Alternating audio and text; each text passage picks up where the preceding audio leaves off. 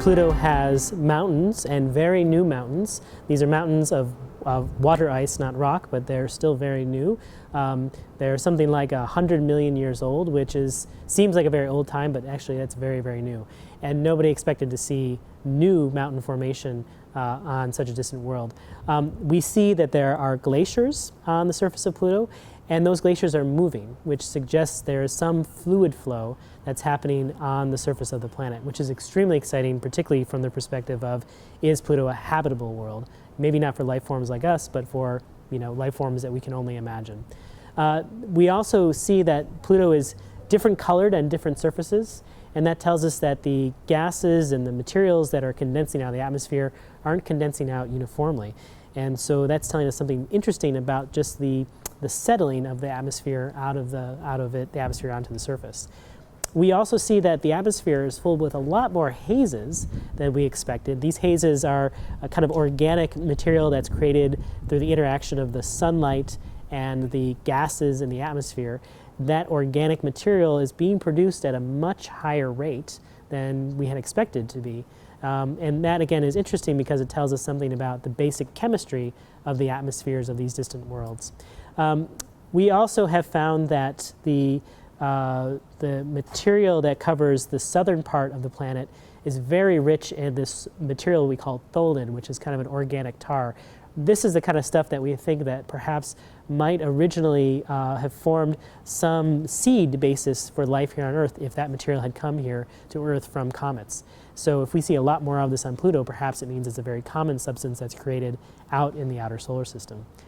We have a study of Charon, the moon, around Pluto, and Charon itself is looking to be a lot more geologically active than we had expected. It also has some mountain building going on.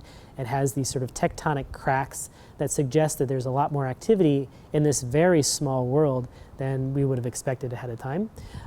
We see that the small moons, Nix and Hydra, which are barely visible from here on Earth, have fairly interesting shapes. Nix is kind of an oblong thing, and it has different coloration, which suggests that there may be some kind of atmosphere that's depositing material in different ways.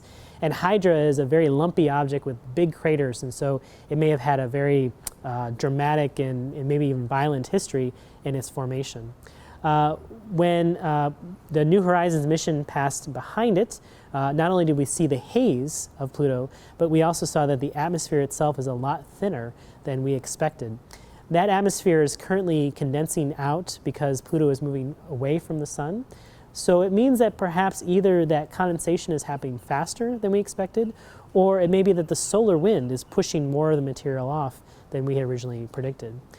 That's another measurement that was made with this passage, is the solar wind interaction with the atmosphere is quite strong. We can see this shock wave of material that's around the planet and also around its moons, and that's just the interaction of the solar wind with the planet, much stronger than we had expected there to be. So there are two kinds of mountains on Pluto that we've seen so far.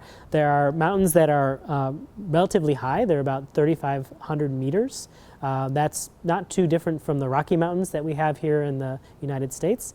And that's a much higher mountain than we would have expected. Again, it indicates there's a lot more geological activity on Pluto than we expected.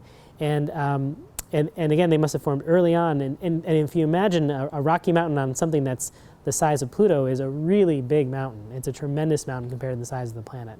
But that's not the only mountains. We also see little mountains that seem to be older and more worn down. So it's almost like there's some kind of weathering process that's happening, or maybe these glaciers that are moving across the surface are weathering away those mountains as well. We did find out that Pluto was a little bigger than we expected, which means it's a little less dense than we expected. So that means perhaps that it's more ice than rock than we had originally determined.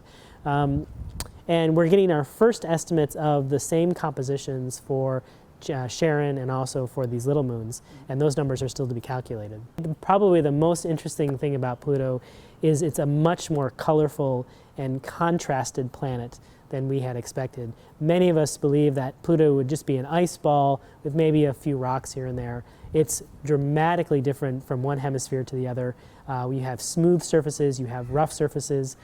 It is a much more interesting planet geologically speaking, than anyone had anticipated. And that's probably the most interesting thing about Pluto. And I'm glad I saved that for last.